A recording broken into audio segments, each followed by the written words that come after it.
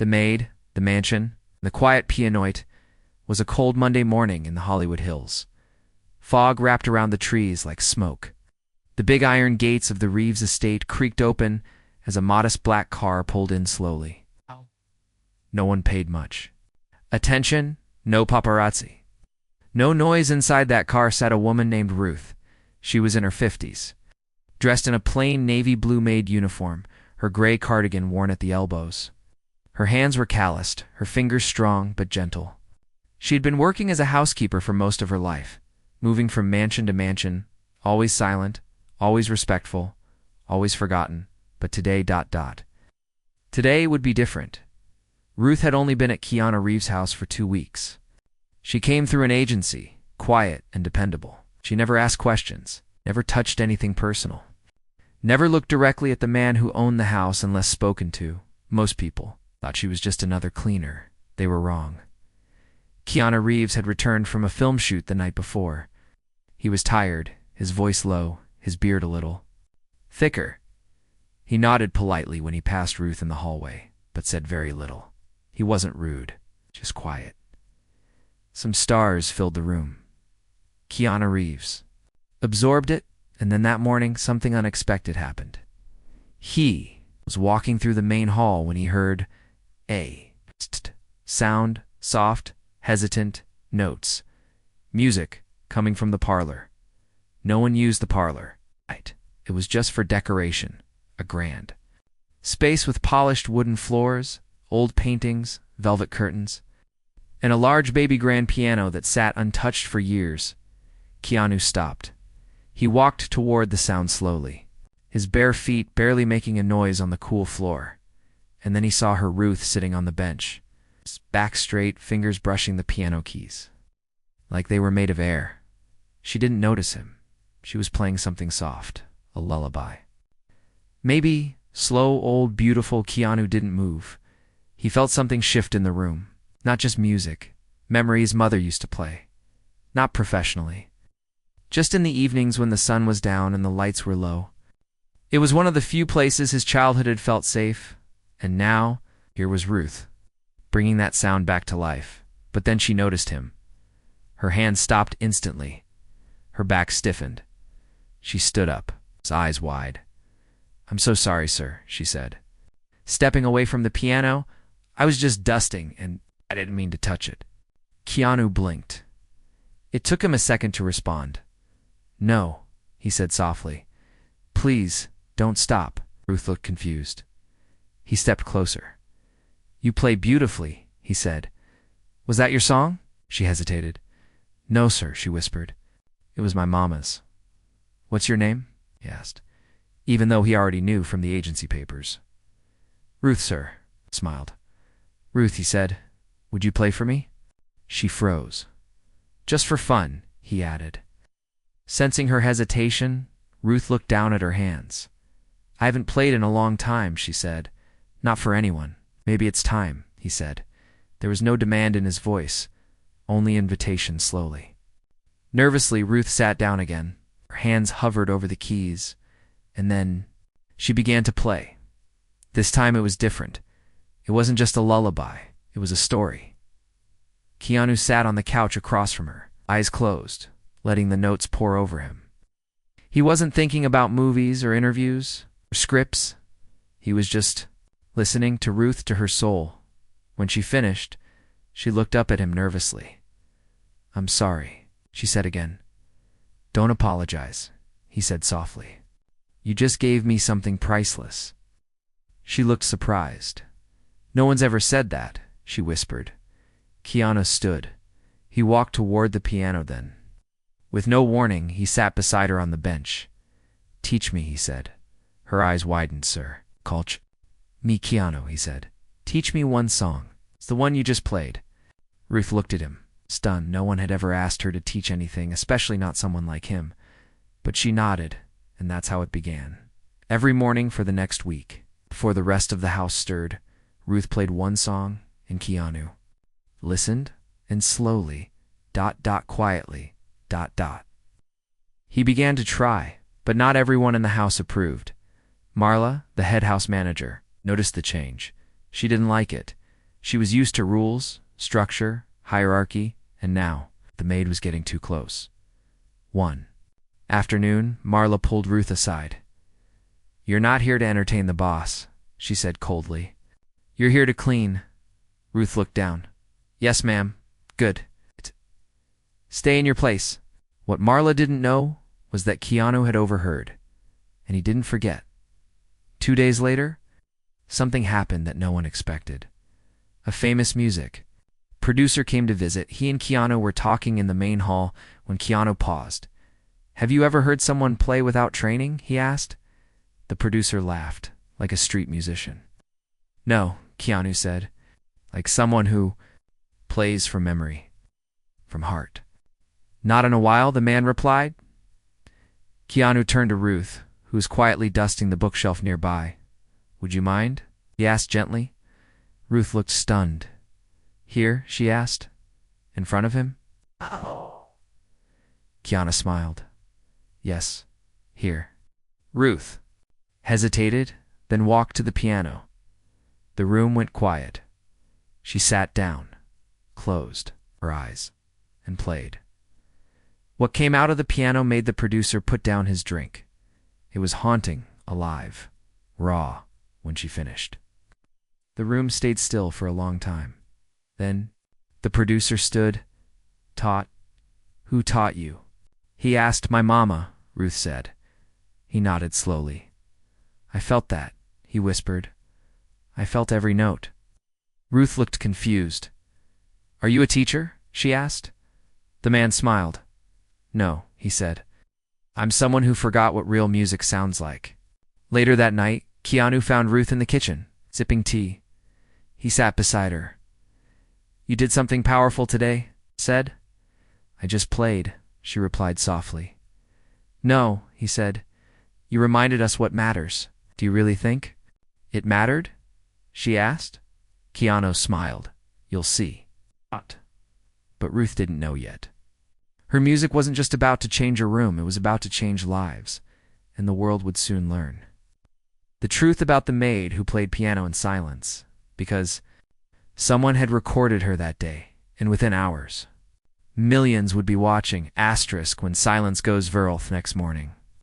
Ruth arrived early as usual. She wore the same cardigan, carried the same quiet air around her, and brought her small brown notebook tucked inside her cleaning bag. The one she used to write old hymns from memory. She didn't know that everything had changed. Overnight, not yet. The sun was barely up when Marla, the house manager, stormed into the kitchen. "What did you do?" she snapped, holding her phone tightly. Ruth paused while pouring tea. "Ma'am?" she asked gently. Marla turned the screen toward her. On it was a video, grainy, shaky, but clear. It was Ruth, sitting at the piano, playing, and in the background, Keanu Reeves, watching, listening. The video had a title that read, "Maid plays piano for Keanu Reeves. You won't believe your ears." It had already reached 2.3 million views in less than 12 hours. "Who gave you permission to record?" "In the house?" Marla barked. Single quotes, his eyes went wide. "I didn't know," she said. "I didn't record anything, I swear," Marla scoffed. "Someone leaked it, and now everyone's calling. Producers, talk shows, news outlets, they all want the maid pianist." Ruth stood frozen, holding her teacup tightly. She had never even been on a stage. She had never spoken into a microphone. And now, the world was watching. Keanu walked into the room just then, wearing a faded t-shirt and carrying a plate of toast. "Marla," he said calmly, "I asked you not to raise your voice at staff." "Sir, the video, I saw it," he said, interrupting, "and it's beautiful." Marla blinked. Keanu turned to Ruth. "It wasn't your fault," he said. "Someone from the producer's team filmed it. But the world needed to hear what you played." Ruth looked at him, unsure. "But I didn't ask for this," she whispered. "I know," he replied softly. "But sometimes the world finds its own spotlight." He sat down across from her. "You have a gift, Ruth, something rare. People feel it. I think your music healed something in them." "I'm just a maid," she said. "You're not just anything," he replied. By noon, the house phone rang constantly. reporters, bloggers, even a famous music label. But Ruth avoided the calls. She quietly vacuumed the guest room. She cleaned the baseboards. She took her lunch break in the garden with her eyes closed, trying to pretend nothing had changed. But everything had. That night, Ruth returned to her small apartment. She lived on the second floor of an old building with creaky stairs and no elevator. Her neighbor, Miss Carla, an elderly woman with 2 cats, called out as she passed. "Ruth, honey, I saw you on the internet," she said excitedly. "My niece in Atlanta sent me the video." I said, "That's my neighbor." Ruth smiled kindly. Wasn't expecting all this, she admitted. "The good Lord gives when you least expect," Miss Carla said. "Sometimes he speaks through fingers on keys." Ruth didn't sleep well that night. Her mind played every note over and over. What if they thought she wasn't good enough? What if it was all just a moment, a passing thing? What if she messed up? The next morning, her phone rang. "Keanu? He didn't call often, Ruth," he said. "There's something you need to know." "Yes. Producer offered to feature you in a short documentary." "No pressure. No interviews if you don't want. Just your music, your story." Ruth sat in silence. "Are you sure they want to hear my story?" she asked quietly. "They already are," Keanu said. "But only if you're ready." Later that day, Ruth sat again at the piano. Not to perform, not for cameras, just to breathe. She played an old melody she'd written years ago, in a church basement during her lunch break. She closed her eyes and played. Keanu stood in the hallway. Not wanting to interrupt, he knew this moment belonged to her. What neither of them knew was that Marla was still watching, and this time, she wasn't angry. She was scared, because the longer Ruth played, the more people listened. And the more they listened, the more they saw something she didn't want them to see. That kindness had more power than control. And Ruth was quietly becoming something. Rare a voice for those who were always told to stay silent. But fame doesn't just bring light, it brings shadows too. Someone from Ruth's past had seen the video. Someone who once told her she'd never be good enough. And now, they were coming. Not with praise, but with something Ruth thought she'd buried forever, the man who broke the music 3 days after the video went viral. Ruth received a letter. Not an email, not a call. A real letter. In a thin white envelope with no return address. It had no fancy seal. Just her name, written in small, a sharp handwriting that made her stomach twist. She opened it slowly, her hands trembling. Inside on plain paper were just 4 words. "I see you now." No signature, no explanation, just those words. But Ruth knew exactly who it was from. Before Keanu's mansion, before the piano, before the silence that made her music stronger, there was a man named Silas. He was Ruth's first piano, his teacher, but he wasn't hired by her family. He was her foster father, a strict man. Proud, angry Ruth had been placed with him when she was 10. She remembered the old brown piano in his living room. He made her practice every night after dinner. Again, he would say, slapping the side of the piano if she made a mistake. Again. If she cried, he called her weak. If she smiled, he called her distracted. Music to Silas was not joy. It was control. He told her she'd never be great, that she was just a black girl with too much emotion in her fingers no one wants to hear. "Your pain," he once said. When Ruth turned 17, she left no goodbye, no note. She just walked away and never looked back for years. She didn't touch a piano, not because she couldn't, but because she was afraid it would still belong to him. But now, he had seen her, he had watched the video, and he wanted to remind her that in his mind, he still owned her sound. Keanu found her in the garden that evening, staring at the letter. She didn't say anything for a long time. Finally, she whispered, "He found me." Keanu sat beside her. "Who?" "The man who told me I didn't matter," she said. "The man who said I'd never be more than a cleaning girl pretending to play." Keanu looked at the paper. "Do you believe him?" he asked. "I used to," she said softly. "What about now?" She didn't answer, but her eyes were wet. The next day, a man showed up at the front gate, bald, tall, sharp suit. Cold eyes, he told the security guard. His name was Silas, and he was there to speak to Ruth. The guard didn't let him in. He left behind another letter. Keanu read it before handing it to Ruth. It said, "You still owe me. You used my lessons. You used my name. You made a fool of me. I want credit. Or the world hears what you really were." Keanu looked at Ruth. "What does he mean?" he asked gently. Ruth took a deep breath. "When I was younger, I entered a citywide piano contest," she said. "I used his name as my instructor. They printed it in the brochure. He got praise for my performance." And Keanu asked, "When I refused to thank him during the award ceremony, ... he slapped me." Keanu's jaw tightened. "That's when I left," she said. "I left music. I left him. Everything." He sat quietly beside her. "You don't owe him anything," he said. "Not your music. Not your story." Ruth nodded, but the fear stayed in her eyes. That night, Silas went on a local podcast. He spoke. As a former mentor of Ruth, he said she had emotional problems, that she was unstable. He said her story wasn't real, that she exaggerated everything for sympathy.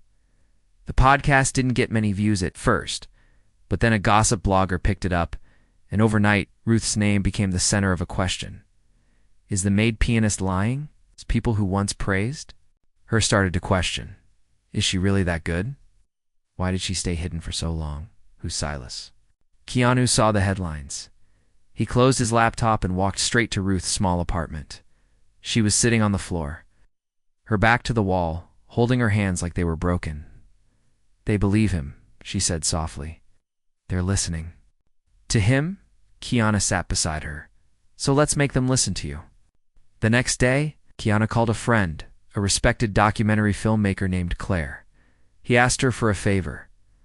"No script," he said, "just a piano, a camera, and Ruth." They set up the shoot in the parlor room of his home. Ruth didn't wear makeup. She wore her cardigan. She didn't prepare a speech. She sat at the piano. She told her story with music. Between songs, she told the camera about her mother singing gospel in the kitchen, about Silas, about leaving, about the first time she played again in secret in a church at night when no one was around, and about the first time someone looked at her music with love. That someone was Keanu. The documentary was titled "The Silence Between the Keys." They uploaded it quietly, without hype, but people watched and wept. Because Ruth didn't defend herself with words, she told the truth through her hands, and the world heard. Clear and strong. Within a week, the podcast with Silas was taken down. The blog issued an apology, and Ruth, she received a letter, a real one this time. From a university, they were offering her a guest position as a music mentor for young students who never had a voice. Ruth stood in Keanu's kitchen, holding the letter. "This can't be real," she whispered. Keanu smiled. "It is." She looked at him. "Why me?" she asked. "Because your silence," he said, "was louder than anything they tried to say about you." But what they didn't know is that Ruth had one more story to tell. One more piece to play, and this time it would happen on a stage no one expected. Asterisk. When the world finally listened to Ruth sat in the green room, her hands folded tightly in her lap. She wore a long dark blue dress, simple, elegant, borrowed from a wardrobe stylist who whispered, "Act. Shine." The cameras were already rolling outside. Bright lights, moving stage, pieces, a live audience, and a host known for dramatic surprises. The show was called The Late Hour, one of the most watched evening programs in America. People tuned in for laughs, viral moments, and celebrity interviews. Tonight, the final guest wasn't a comedian or movie star. It was a former maid with a piano, and Ruth was terrified. 2 weeks earlier, Claire's mini-documentary, The Silence Between the Keys, had gone viral, but not in the way silly internet clips do. This was different. People wrote essays about it. Parents showed it to their children. Teachers shared it in classrooms. And most importantly, musicians shared it, real ones, famous ones. They said Ruth played like no one else. that her fingers didn't just press notes, they pressed memories. Keanu had watched all of it quietly. From a distance, he didn't post about her. He didn't give interviews. He simply waited, and when Ruth was asked to perform on the late hour, he walked her to the door of the studio himself. "You don't have to prove anything," he told her. "I know," she replied. "But I think I want to share something." "Then let it be yours," he said. And with that, he left, because this wasn't his stage. It was hers now. Backstage, Ruth stared at the floor. A young assistant peeked in. "You're on in 5," she said kindly. Ruth nodded, her throat dry. Her fingers twitched nervously. But then she closed her eyes, remembered her mama's voice, soft singing, "The world may call you small, but heaven hears your sound." She stood when she stepped onto the stage. The audience didn't know what to expect. She didn't walk like a star. She didn't smile like a performer. She looked calm, quiet, and deep. Then the host came beside her, a tall man with 2 white teeth and a voice that made people laugh. He introduced her. "You may know our next guest from the video that made grown men cry," he said. "But tonight, she's here in person. Please welcome Ruth." Light applause. Ruth sat at the glossy black piano in the center of the stage. She placed her hands gently on the keys, but she didn't start. Right away, she looked up just once and said one line, "This is for those who were told to stay silent." Ah! Then she played. The first few notes were like soft rain, gentle, steady. But then the sound changed. It built, grew. Her fingers moved faster, not wild, but certain. Every note had a story. Every pause had purpose. People in the audience leaned forward. The host blinked. By the 3rd minute, no one moved, and by the 5th minute, there were tears. Not because the song was sad, but because it was real. It held sorrow, joy, a child's wonder, a woman's loss, and a quiet, mighty strength that no words could carry. When she finished, she didn't look up. She simply placed her hands in her lap and waited. The silence after the last note was long, and then the entire studio stood up. Not fast, not noisy, just one by one, rising to their feet. Even the host, even the camera crew, a standing ovation. For a maid, a musician, a woman who turned her pain into music after the show. The host walked up to her backstage. He looked stunned. "How long have you been playing like that?" he asked. Ruth smiled. "Since I was 10, she said. "But tonight was the first time I played free." He nodded, still trying to find words. "You've just changed the way I hear music," he finally said. She thanked him, took her coat, and left quietly. No parties, no red carpet, just a ride. Home. Keanu was waiting at the curb. He didn't speak. He just opened the car door and gave her a small smile. When she got in, said softly, "You did it." "I didn't," she replied. "We did." He shook his head. "Ruth, you did something I couldn't. You taught people how to listen again." The next morning, the clip from her performance had over 20 million views. Schools began inviting her to speak. Music programs across the country wrote to her, asking if she would teach. And one special invitation came from the National Philharmonic. They wanted her to perform one original piece in their spring concert. Ruth read that letter 3 times. She folded it gently and then turned to the piano in Keanu's parlor, her favorite piano, and began to write. Not with words, with keys, with sound, with everything she had, kept inside for decades. But while the world clapped, one person was watching in silence. Silas, the man who once told her she was nothing. He sat in a dark room, eyes on the screen. He didn't speak, he didn't blink, he just watched. And for the first time in his life, he felt something he didn't know how to name. Maybe it was regret, maybe it was awe, or maybe it was a door opening inside him that had been locked for too long. But Ruth wasn't thinking about him anymore. She was thinking about her next song, and this time, it wouldn't just be heard, it would heal. Asterisk, the song he already knew. Rain tapped gently against the windows of the parlor. It was early evening, Outside, the sky was gray and soft. Inside, the fire crackled low in the corner, and the air smelled faintly of old wood and fresh tea. Ruth sat alone at the piano. She had returned to the house after her national performance, not to impress, not to practice, but to feel again. She had been writing something new, something simple, something personal. The notes weren't fancy. They came to her slowly, like memories returning through the fog. She wrote them down on a notepad beside the piano, her handwriting careful, her heart beating softly, and then she played. The melody began with only 3 notes. They repeated like a lullaby. Then the chords shifted, warm, gentle, almost like a mother's arms wrapping around a child. And then came the part that surprised her. Her hands moved without thinking, shaping a sound she hadn't played in decades. It was a melody her mother used to hum while cleaning. Ruth had never learned it properly. She thought she'd forgotten it, but now it returned like a whisper from the past.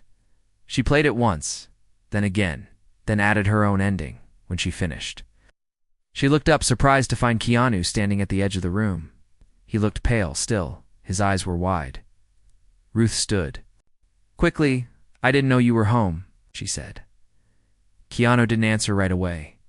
He walked slowly toward the piano and sat beside her. His voice was low. "Where did you hear that song?" he asked. Ruth blinked. My mother used to hum it," she said. "I don't even know the real name. She called it Little Evening, just a soft tune, old." Keanu looked down at his hands. Then he whispered, "My mother used to hum the same thing." Ruth's breath caught. They sat in silence for a moment. Then Keanu spoke again. "She sang it at night when I was little," he said, "and she thought I was asleep. Sometimes in the kitchen. Sometimes when she was crying." Ruth's voice was shaky. "Maybe it was a song passed through time," she said. "Between mothers who needed strength." Keanu nodded slowly. "Do you remember all of it?" he asked. "I just played what came back," she said. "Rest is missing." Keanu stood and left the room quietly. Ruth sat frozen. Unsure, then he returned holding something wrapped in a cloth. He placed it on the piano bench. Inside was a small bestie cassette tape and a player. "This is my mother's voice," he said. "I haven't listened in years." Ruth stared at the old tape. "Are you sure?" Keanu nodded. He pressed play. The tape crackled with static. Then a quiet humming filled the room. A woman's voice, soft, tired but warm, the same melody, note for note. Ruth's eyes filled with tears. "That's it," she whispered. "That's the part I forgot." Keanu closed his eyes. When the song finished, he didn't say anything. Neither did Ruth. The room was full not of sound, but of something greater, something like shared grief, shared memory, shared healing. The next day, Ruth wrote the full arrangement. She called it Mama's Dusk, and beside the final note she wrote, "For the mothers we carry in silence." She played it for Keanu again, this time with both hands full and heart open. When she finished, he clapped softly. "You gave something back to me," he said. "No," Ruth replied, her voice gentle. "We gave it back to each other." A week later, Keanu surprised Ruth with a quiet invitation. Not a concert, not a public event, a private recording, just her. It's a song in a small studio that Keanu had rented for the day. No label, no contract, just a gift. "Record it the way you want," he said. "No one else touches it." Ruth nodded. Grateful, she entered the studio and played the song once. That was all it took. The producer on site had tears in his eyes. "We don't need a second take," he said. "You just gave the world something holy." The song was released. Online with no big campaign, just a simple title. Mama's Dusk, Ruth Live at Dusk Studio within 24 hours. It was shared by mothers, teachers, veterans, children of all ages, even strangers in hospitals. People said it calmed their anxiety, reminded them of someone they missed, gave them peace, and for one, man, a soldier in recovery, it helped him sleep for the first time in months. As the praise came in, Ruth stayed humble. She still cleaned her own kitchen, still folded her laundry by hand, still wrote new melodies on cheap paper with pencil stubs, But something had changed inside. No longer feared the past. She no longer felt small. She no longer apologized for her gift. Because now, she understood something. Her music didn't belong to her alone. It belonged to everyone who had ever felt unseen. Everyone who had been silenced. Everyone who had a story buried in their chest, waiting to be heard through notes instead of words. And the final song she was about to write would carry that message farther than anyone imagined. Asterisk the song for those who stay behind the invitation came in a cream-colored envelope with gold edges. Ruth opened it slowly, careful not to tear the seal. Inside was a letter printed on thick paper. It read, "You are invited to perform at the National Tribute for Caregivers, honoring those who serve behind the scenes with love, patience, and sacrifice. Your story has inspired millions. Your music has healed hearts. We would be honored to hear your voice through your piano." The signature at the bottom made her pause. The President of the United States. She stood still in her tiny kitchen, holding the letter like it might vanish if she blinked. Keanu was the first person she told.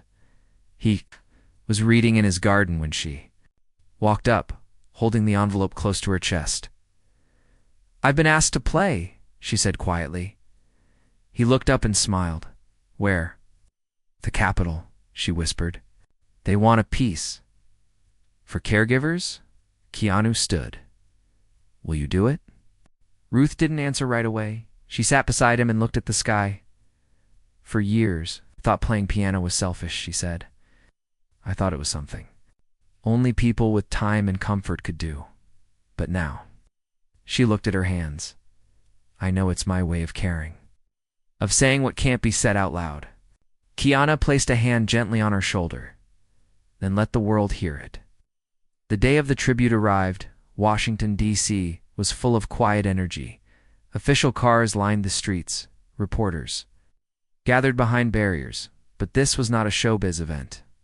This was a day for nurses, for social workers, for mothers, caring for children with disabilities, for sons, caring for aging parents, for night shift. Workers who wiped brows and changed sheets when no one else did. They were not used to stages. They were used to silence until now. Ruth stood backstage, wearing a modest black dress with lace around the sleeves. A pin shaped like a music note was fastened to her collar. It had belonged to her mother. She touched it once before stepping into the light. A voice over the speaker announced her softly, "Please welcome, Ruth." There were no cheers, only gentle, respectful applause. She walked to the piano alone, but in her heart, she carried millions. People who would never walk on stages. People who would never be thanked in public. People who were tired, but kept going. Ruth sat down, breathed in, and began to play.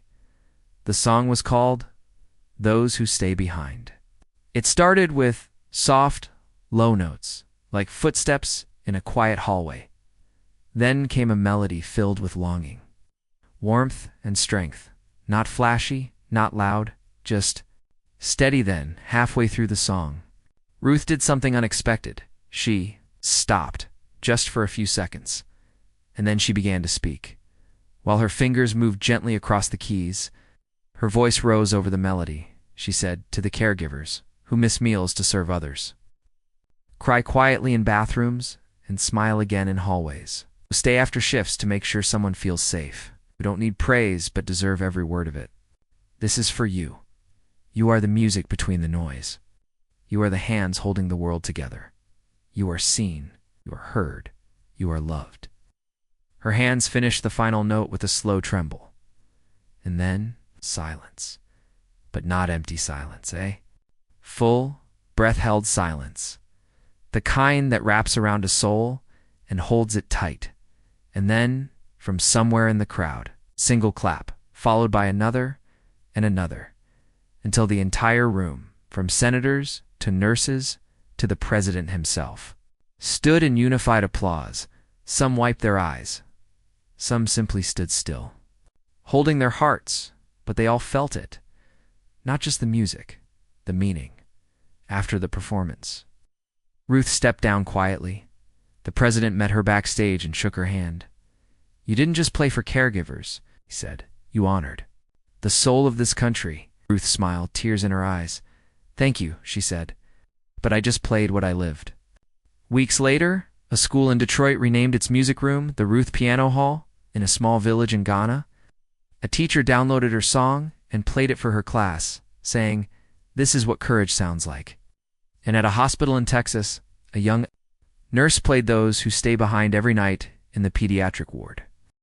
The children called it the Brave Song. Ruth returned home quietly. Keanu met her at the front porch. No cameras, no red carpets, just a gentle smile. "How was it?" he asked. Ruth looked up at the sky. "Bigger than I imagined," she said, "but quieter too, like it came from something beyond me." "And what now?" Keanu asked. She looked down at her hands. "Now," she said, "I teach others how to play their truth." The piano in the parlor still stood in its place, but now it held more than notes.